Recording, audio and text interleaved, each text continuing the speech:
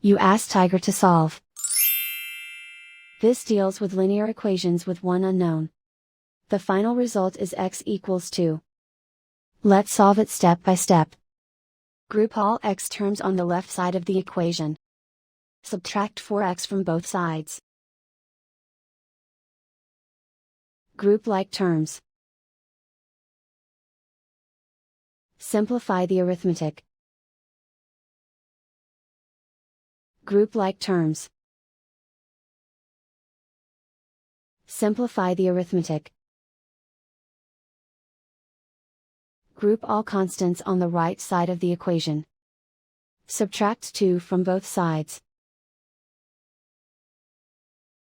Simplify the arithmetic.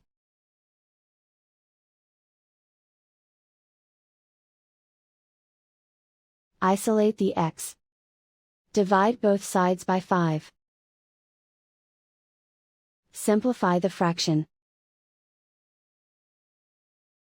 Find the greatest common factor of the numerator and denominator. Factor out and cancel the greatest common factor. And so the final result is x equals 2.